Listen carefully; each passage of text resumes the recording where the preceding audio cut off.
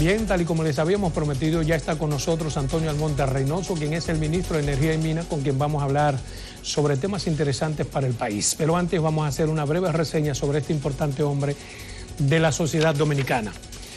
Antonio Almonte Reynoso es licenciado en Física y Matemáticas con maestría en Física Nuclear de la Universidad de Surrey, de Gran Bretaña, e Ingeniería Nuclear en el Instituto de Estudios Nuclear en Madrid, España.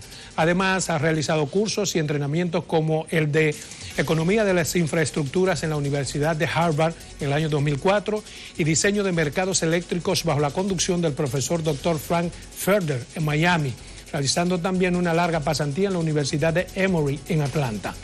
Ha sido director del Instituto de Física de la Universidad Autónoma de Santo Domingo, ejerciendo la docencia de grado y posgrado. Ha investigado y ha escrito extensamente sobre el sistema eléctrico nacional y sobre el sector combustible.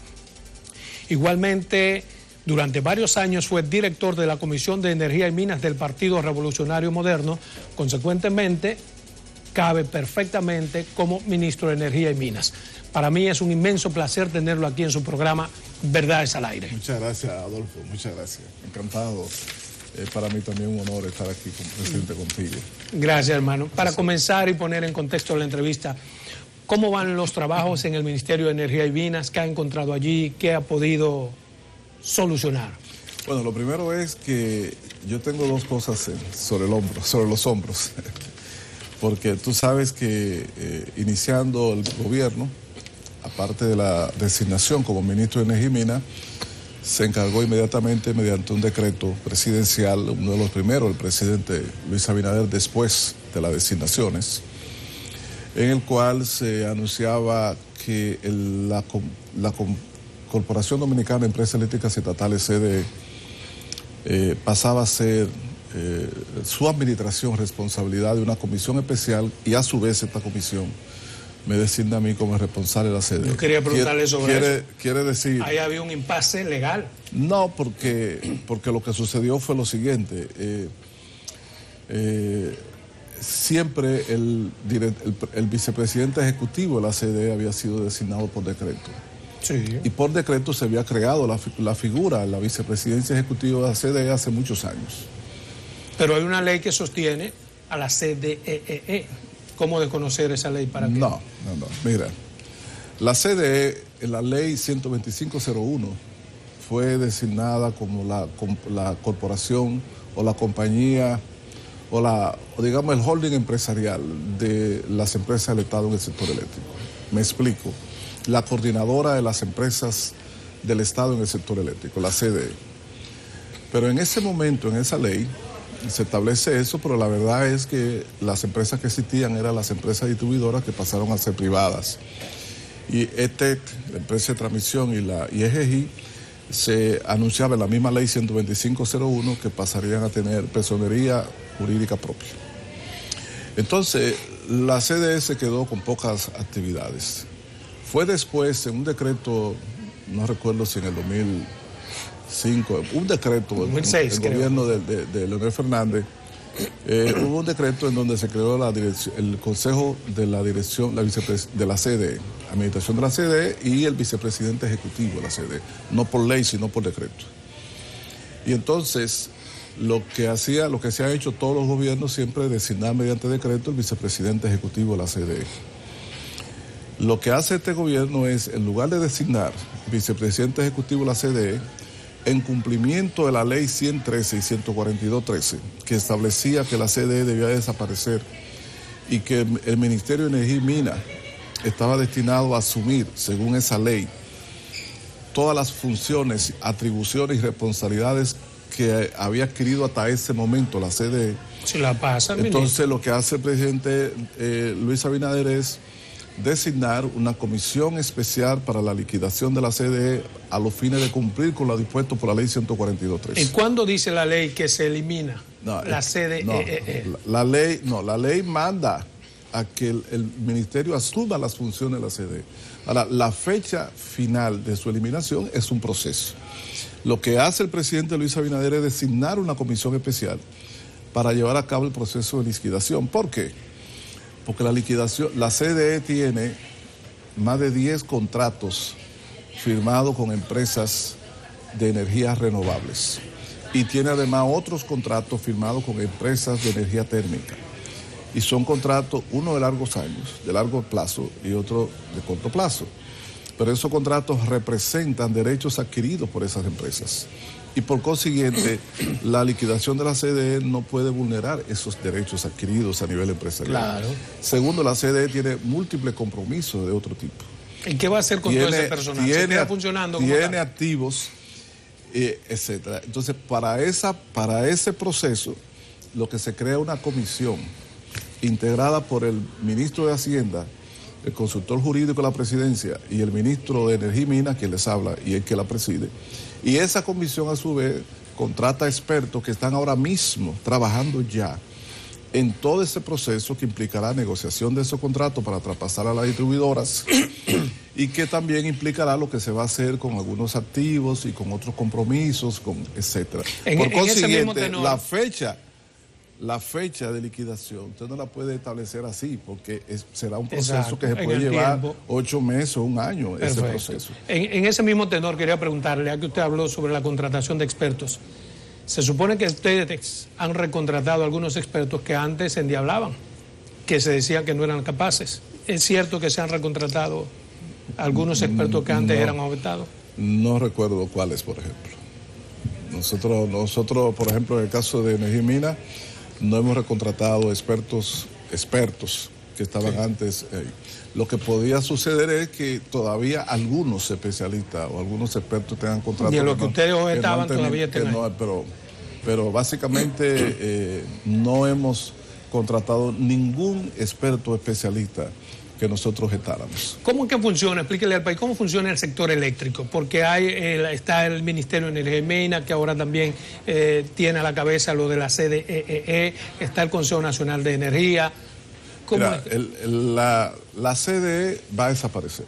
De hecho, el Ministerio de Energía y Minas ha asumido su función, su control, y estamos despachando casi todos los días desde el edificio de la CDE, porque estamos en ese proceso de transformación. De manera que de cara a un año más, el proceso que inició hoy va a dar como resultado que existirá solamente el Ministerio de Energía y Minas como entidad rectora fundamental del sector de energía. Y el Consejo Nacional de Energía. La Comisión Nacional de Energía, la ley establece, la ley 142.13, que debe pasar a formar parte del Ministerio de Energía y Minas. Ahora, ¿por qué no se aplicó de una vez? Porque ese es el propósito de este gobierno.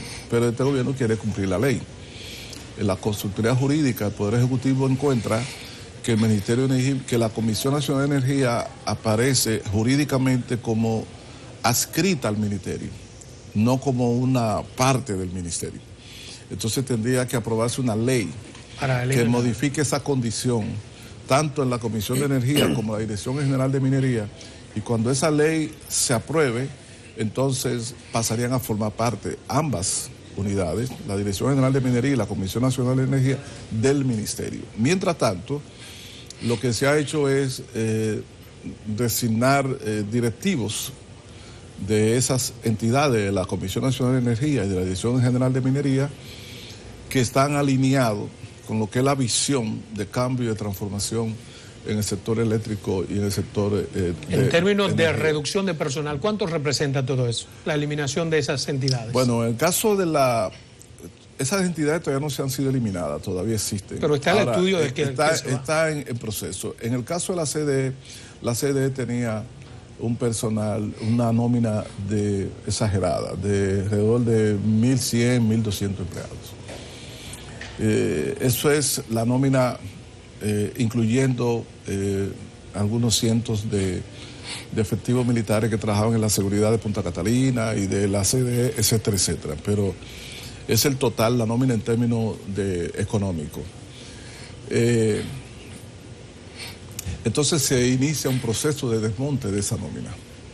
Ese proceso de desmonte todavía va un poco lento, porque las condiciones especiales que nosotros hemos encontrado en el país, económicas, sociales... Pero se reducirá por lo menos a la mitad. Se debe reducir a la mitad o menos de la mitad, en razón de que quedarán un buen número, porque hay gente que logró una gran experiencia y mucha capacitación. Al absorber la CDE, el ministerio también adquiere una serie de áreas, de activos y de know-how que acumuló esa corporación, que son útiles para los fines de las políticas energéticas futuras, y por consiguiente la fusión del ministerio con la CDE transformará al propio ministerio, porque el propio ministerio se encontrará que va a adquirir nuevas capacidades, nuevas áreas de trabajo, etcétera, y tendrá que transformar su organigrama. Eso es un proceso bien complejo, que es por lo cual tú ves que yo he estado muy concentrado en mi ministerio y en mi designación, más que en los medios, porque tengo demasiado trabajo, en razón de que llevar a cabo ese proceso de liquidación de la CDE y la transformación del propio Ministerio de Energía y Minas es muy demandante. 100 días se ha cumplido el gobierno de Luis Abinader. ¿Qué puede usted exhibir en el ministerio? Nosotros le hemos prestado atención en el ministerio a cosas fundamentales y estratégicas. Fíjese que nosotros firmamos un contrato de exploración de hidrocarburos en la costa este de San Pedro de Macorís, costa afuera de San Pedro de Macorís. Ese contrato lo firmamos con la firma americana Apache, que es una firma... ¿Y cómo se llevó a cabo ese contrato? O sea, el proceso, licitación... Hubo un proceso de licitación, digamos que siguió un curso relativamente largo en el gobierno anterior. Sin embargo, cuando se llegó al punto de ya final, no se firmó contrato ni se dio el paso. ¿Usted encontró eso ya licitado? Nosotros estaba licitado. Más no contratado. No contratado.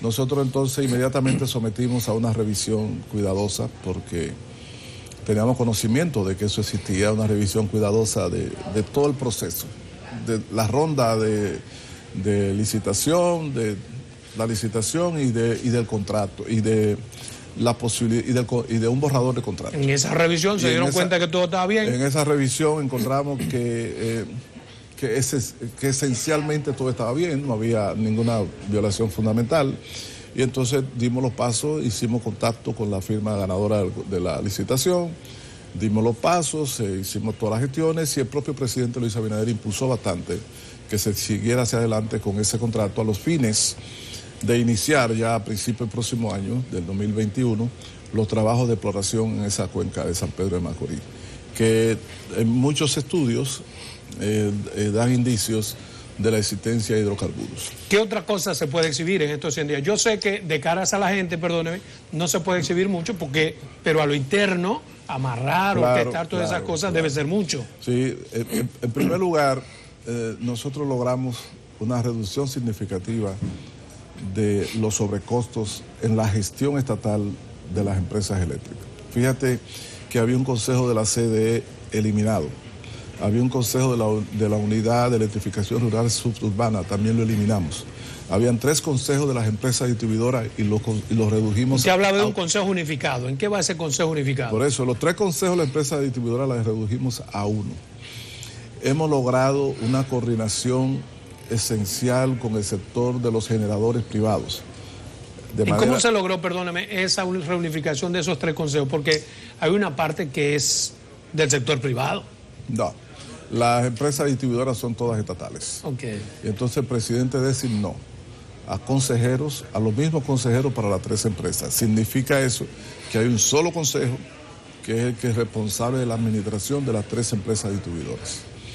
Y ese consejo se reúne toda la semana, ha estado funcionando, tiene un plan que implica de reducción de pérdidas y un plan de elevación de la eficiencia de las empresas distribuidoras a los fines de ver si el sector eléctrico reduce significativamente su impacto deficitario en el fisco de la República Dominicana. Ahora, una de las cosas más notables que se ven de inmediato es la coordinación con el sector de los generadores. Y hoy día el sistema de generación en la República Dominicana tiene una capacidad que supera en varios cientos de megas a la demanda. Ahí sí hay un sector privado involucrado, ahí en sí, los generadores. Ese sector privado. ¿Cómo ustedes han logrado? Hemos logrado lo siguiente. Nosotros incluso hicimos la última reunión este lunes, creo que fue este lunes. Nosotros hemos hecho varias reuniones con todos los generadores privados y tenemos coordinado mensualmente hacer una reunión, y en esa reunión pasamos revista a la situación de cada una de las empresas generadoras. ¿Y qué han logrado para el país? Hemos logrado con eso la mayor disposición de ellos en general. Yo no sé si tú recuerdas que hace como un mes y medio hubo una tanda de apagones porque varias plantas salieron del sistema. Cuando nosotros nos reunimos y discutimos con ellos, nos encontramos que otras plantas habían apagado porque no tenían suficiente combustible. ¿No eran apagones financieros? Otra que tenían algunas averías. Entonces establecimos ahí y acordamos y hemos acordado que cualquier problema que tenga cualquiera de los generadores, sea que tengan que salir a mantenimiento por programado, tenga una salida porque van a hacer una transformación a lo que sea, o algún problema con relación al despacho de los combustibles desde la refinería para seguir abasteciendo su planta, y alguna diligencia en aduana o en el Ministerio de Industria y Comercio de permisología, que tenían que comunicarlo inmediatamente al Ministerio de Energía y programar los apagones, ¿no? Y nosotros íbamos a las salidas. Programar la salida, pero también a darle facilidades en el sentido de que cuando tengan que consumir combustibles y cualquier otro insumo, lo puedan consumir rápidamente en una vía rápida para que no se apague la como planta. Debe ser. Vámonos a una primera y necesaria pausa comercial. Regresamos en 2 minutos con esta interesante entrevista.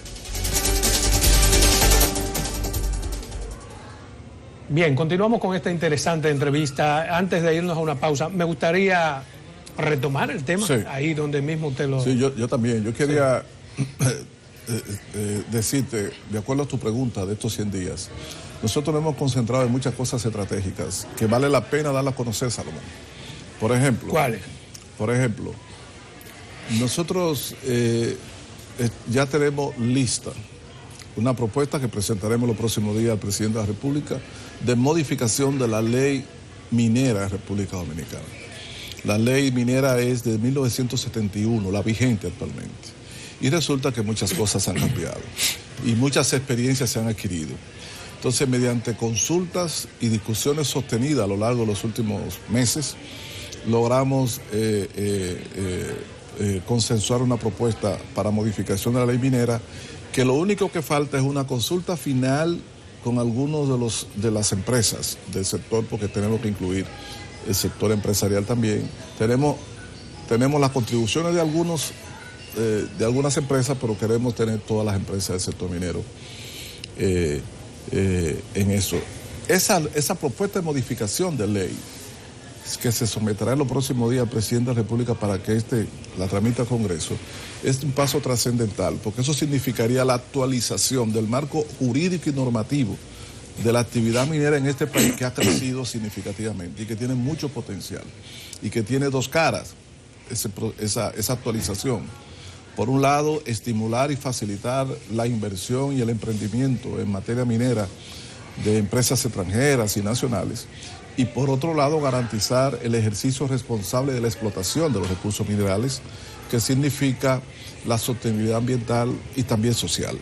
Es decir, que creemos que con eso es un paso de avance y es un aporte que hará este gobierno a un campo de mucha implicación en el desarrollo nacional. Pero la otra parte, ahí mismo, Salomón, nosotros también tenemos ya listo, hemos preparado una propuesta de modificación al reglamento de la Ley de Incentivo de Energías Renovables.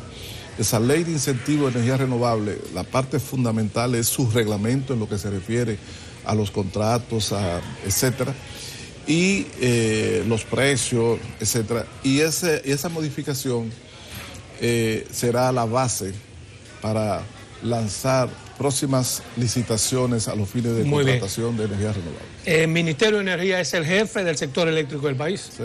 Entonces, sí. ¿Cuál es la función? ¿Qué función tiene el gabinete eléctrico que dirige Lisandro Macarrulla y Celso Marrancini? ¿Cuál es la necesidad de ese gabinete eléctrico? Mira, a principios de septiembre, creo que fue el 2 o 3 de septiembre, los primeros días de septiembre, el presidente Luis Abinader emitió un decreto en el cual anunció al país la creación de 10 gabinetes sectoriales. 10. Salud, agricultura, educación, etcétera, etcétera. El 10º en ese listado fue el gabinete eléctrico. Eso quiere decir que en principio la formación de gabinete eléctrico forma parte de una visión definida previamente por el presidente de la República y anunciada al país mediante decreto. ¿Pero qué función tiene? Principio. Porque sería como una supervisión a lo que te hace entre Macarrulla y Celso. ¿O no? No, eso en primer lugar. En segundo lugar, la función de ese gabinete, como cualquier otro, es, por un lado, promover la coordinación con los entes principales del sector eléctrico. Y en segundo lugar, que quizás es lo fundamental, es discutir en el seno de ese gabinete las decisiones estratégicas de mayor envergadura. Y eso es competencia suya, según la ley. Sí, está bien, pero entonces, la ley no impide que si se va a hacer una licitación mañana o pasado de gran calado de 700 o 1000 megavatios en la región norte del país para establecer terminal eléctrica, instalar terminales eléctricas y contratar mediante licitación varias empresas para instalar varias plantas, como se está planificando, se discuta, aparte del ministerio, en una instancia superior en la que el presidente, a través de su ministro de la presidencia, tenga algún tipo de participación. O sea, eso es como que ellos van a coadyuvar a los esfuerzos que usted está haciendo. No, porque son discusiones estratégicas, decisiones estratégicas que implican grandes inversiones, que comprometen los intereses del Estado. Pero no afecta a las decisiones suyas, es decir, las decisiones que usted toma no tiene que revisar a Lisandro y Celso. No, yo tengo absoluta autonomía y libertad en la gestión. Hasta ahora tengo absoluta autonomía y libertad en las decisiones y en la gestión del ministerio. Solo cosas muy estratégicas que incluso nos conviene, porque uno no puede ejercer un ministerio si no tiene un respaldo económico y de otro tipo de la más alta instancia política. Pero en mis actividades cotidianas de gestión del ministerio, ningún tipo de intromisión. Usted advirtió en varias ocasiones que Punta Catalina podría colapsar por algunos problemas y esas cosas, pero no ha colapsado. ¿Qué ha pasado? Fíjate, lo primero es que esta mañana, antes de venir para acá, tenía una reunión con el administrador de Punta Catalina y otros técnicos. Eso fue a las 8:00 de la mañana. Y él informaba que la planta número 1 está operando, pero él decía, eso ya la llevamos agarrada, de una manera gráfica, es decir, que hay cosas en ellas que todavía deben ser resueltas. O sea, que podría colapsar. No, yo te voy a decir. Sí. Recuérdate que después que nosotros subimos el poder, Punta Catalina 1 se mantuvo, tuvo una salida casi inesperada del sistema por 7 días, para fines de repararle algunos desperfectos. Sí.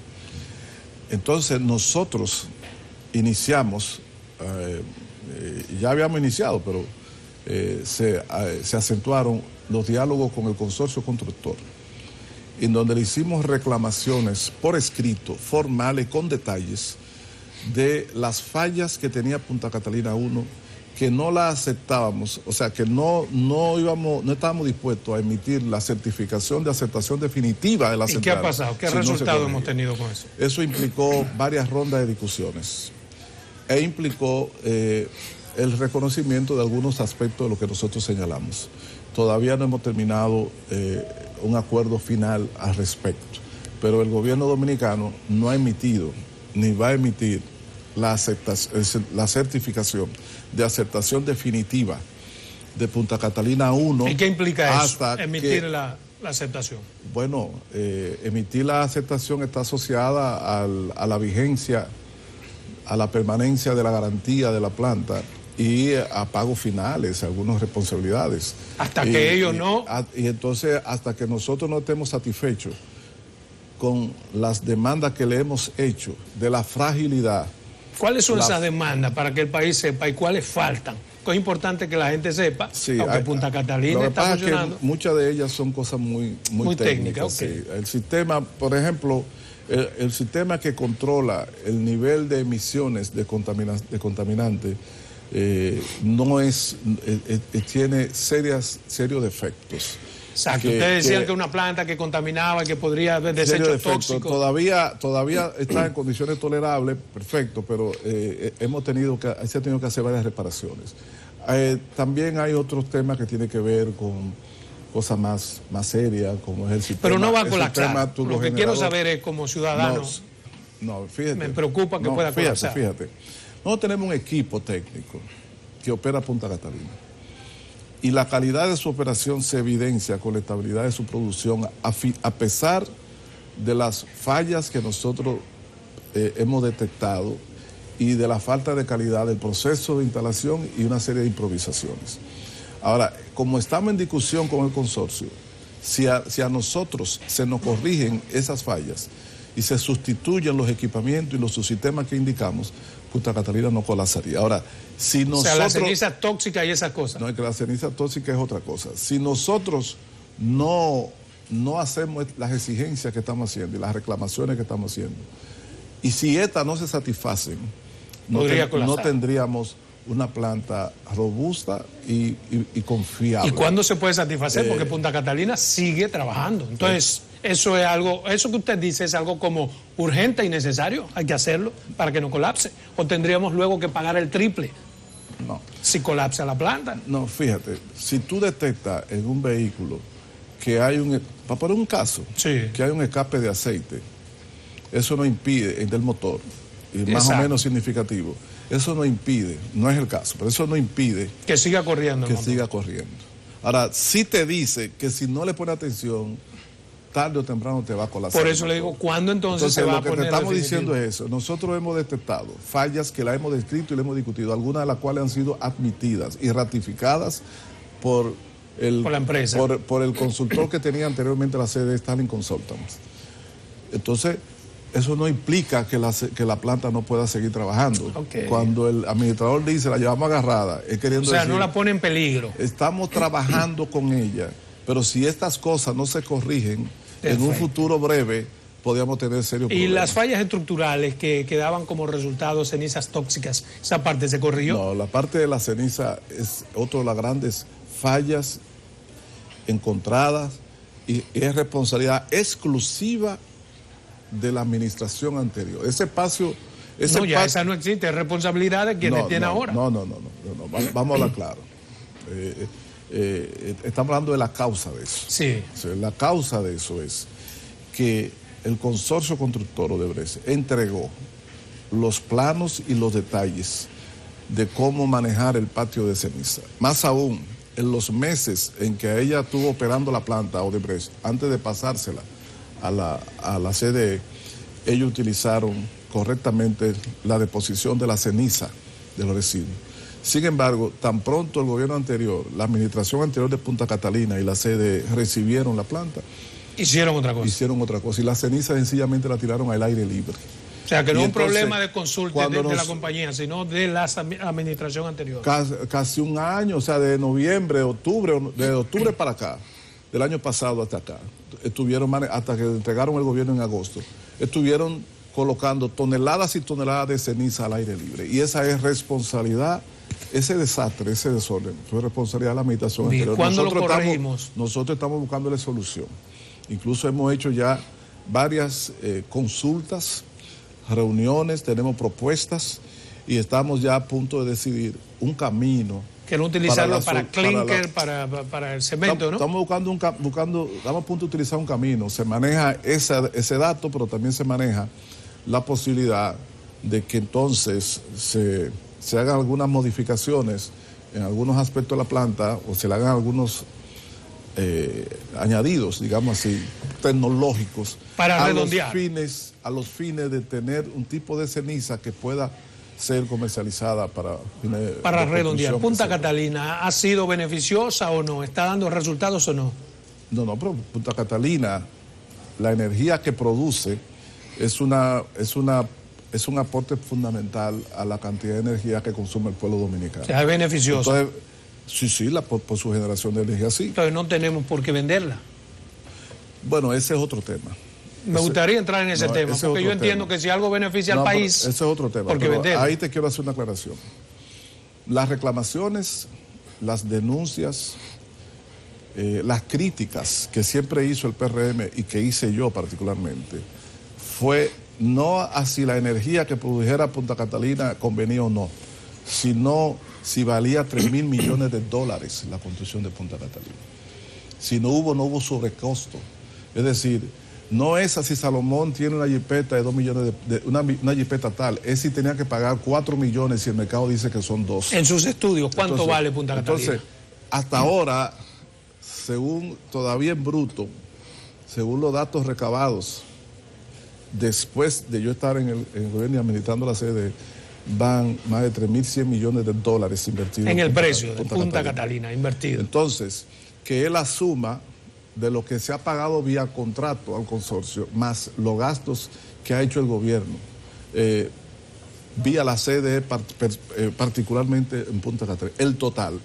Y el precio de mercado de construcción de esa planta hoy no debe estar más que por los 1.500, 1.400 millones de dólares. Y entonces esos 2.000 millones, ¿en qué se fueron? Entonces, la crítica que hacíamos, parecían adelantadas, pero han sido conformados por los hechos, era de que el contrato que se dio y el precio que iba a salir Punta Catalina iba a ser casi el doble de lo que costaría en el mercado. Y por consiguiente, no era que la energía no era conveniente, sino el precio que se paga. Pero ese doble es producto, digamos, de malas inversiones, no de corrupción, ¿o hay corrupción en ese una de las manejo? cosas que hemos hecho en estos primeros 100 días es terminar los términos de referencia para en los próximos días someter a la Dirección de Compra y Contrataciones una licitación internacional para contratar firmas auditoras que evaluarán a Punta Catalina. ¿Eso es porque ustedes han detectado algún vicio de corrupción en la construcción? Bueno, el proceso de construcción de proyectos de infraestructura más escandaloso en el país ha sido de Punta Catalina.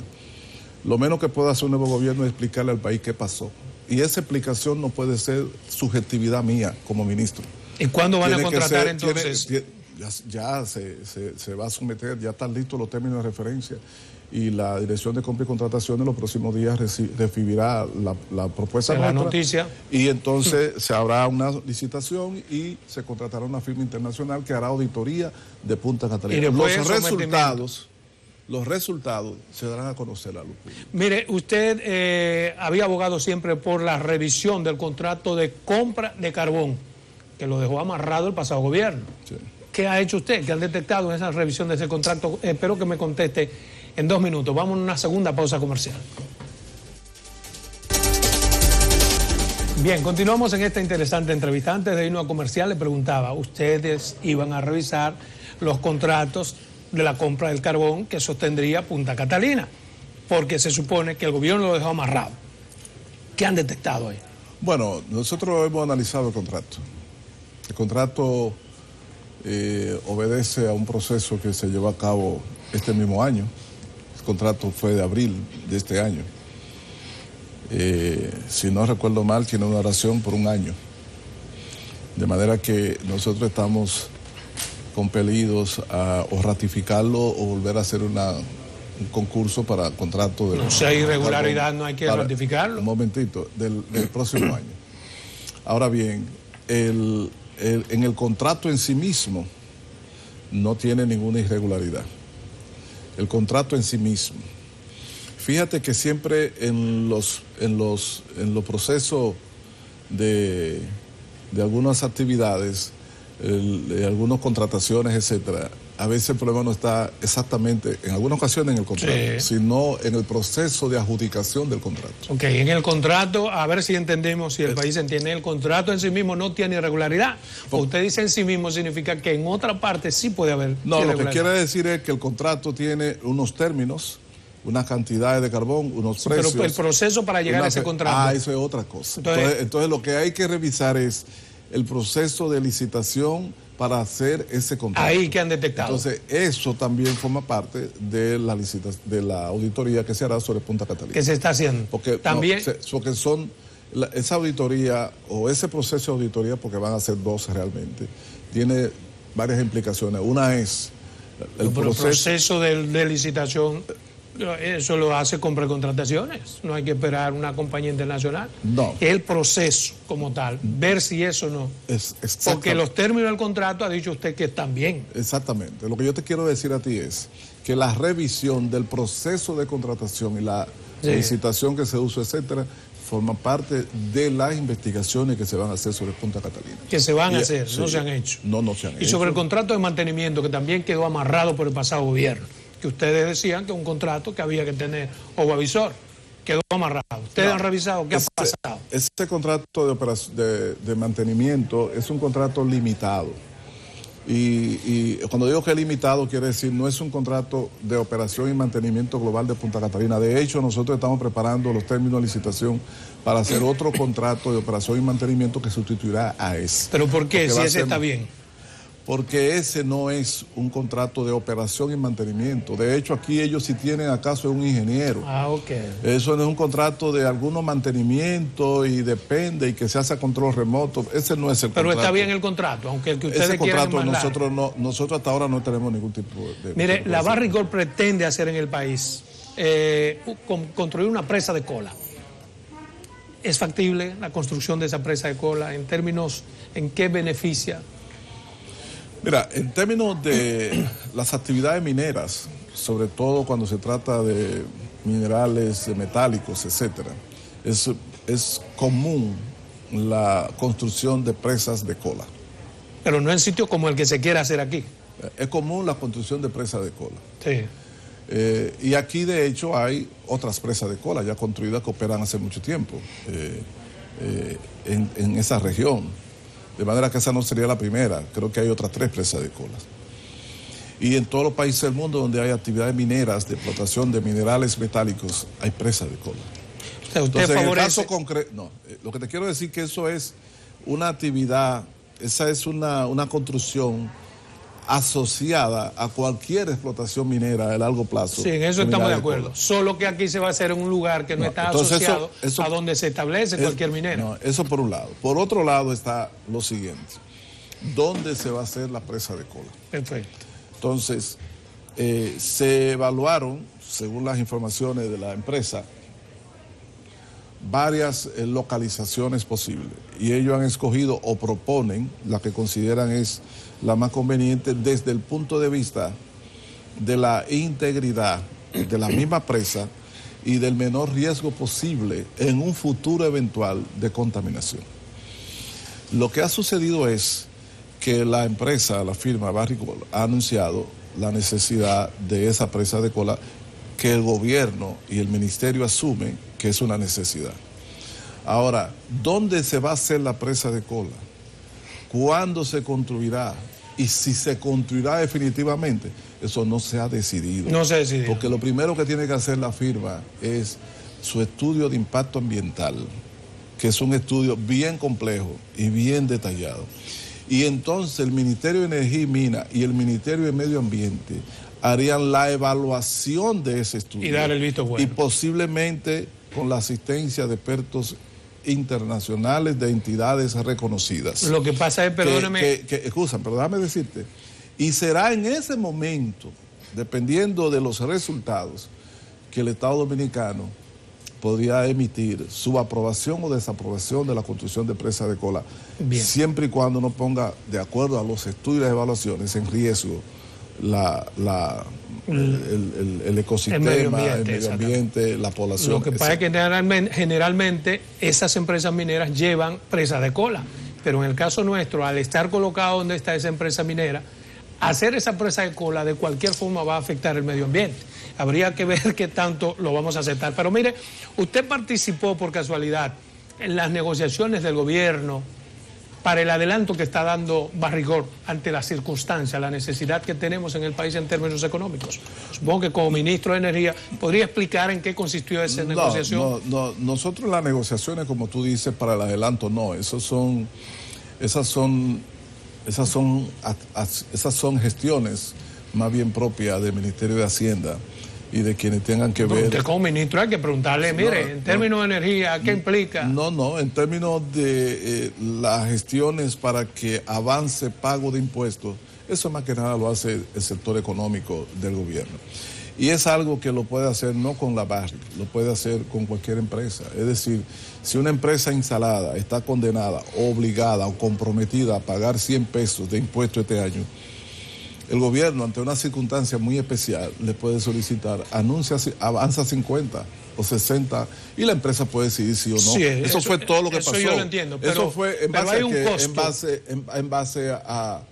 en base a las dificultades fiscales para financiar la situación que Pero tenemos esa hoy. bonanza, esa bonomía por parte de la empresa Barrigor tiene una contraparte. ¿Cuál es el beneficio?